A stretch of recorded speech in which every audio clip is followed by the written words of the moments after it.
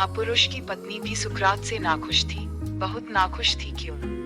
क्योंकि वह दार्शनिक ऊहापोह में ऐसा लीन हो जाता था कि भूल ही जाता था कि पत्नी भी है। एक दिन तो दार्शनिक चर्चा में ऐसा लीन था कि चाय ही पीना भूल गया। सुबह की पत्नी को तो ऐसा क्रोध आया, चाय बनाकर बैठी है और वह बाहर बैठा चर्चा कर रहा है अपने शिष्यों के साथ। उसके क्रोध की सीमा न रही। वह भरी हुई केतली को लाकर उसके सिर पर उंडेल दिया। उसका आधा मुंह जल गया। जीवन भर उसका मुंह जला रहा। वह आधा हिस्सा काला हो गया। लेकिन सुकरात सिर्फ हंसा।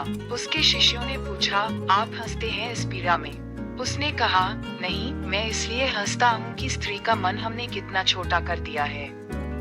उसके लिए दर्शन भी, यह दर्शन का ऊहापोह भी ऐसा लगता है जैसे कोई सौतेली पत्नी। उसने मेरे ऊपर नहीं डाली यह चाय, मैं तो सिर्फ निमित्त हूँ। अगर दर्शन शास्त्र उसे मिल जाए कहीं तो गर्दन काट ले। दर्शन शास्त्र कहीं मिल नहीं सकता, इसलिए मैं तो सिर्फ बहाना हूँ। किसी ने सुकरात से पूछा, एक युवक ने, कि मैं विवाह करने का सोचता हूँ। सोचा, आपसे ज्यादा अनुभवी और कौन होगा। विचार में भी आप अंतिम शिखर हैं। आप जीवन के भी सब मीठे कड़वे अनुभव आपके हैं। क्या सलाह देते हैं? तुम चकित होगे सुकरात की सलाह सुनकर। सुकरात ने कहा, विवाह करो।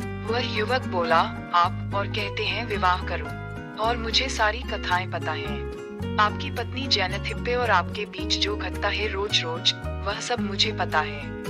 वे अफवाहें मुझ तक भी पहुंची हैं। उनमें से अगर 1% भी सच है तो भी पर्याप्त है विवाह न करने के लिए। सुकरात ने कहा, उसमें से 100% सत्य है, लेकिन फिर भी तुमसे कहता हूँ विवाह करो। विवाह के लाभ ही लाभ हैं। उस युवक ने कहा, जरा मैं सुनूं, कौन से लाभ हैं? सुकरात ने कहा, अगर अच्छी पत्नी मिली, समझदार पत्नी मिली, तो प्रेम का विस्तार होगा। और प्रेम का विस्तार इस जगत में सबसे बड़ा लाभ है। और अगर मेरी जैसी पत्नी मिल गई तो वैराग्य का उदय होगा।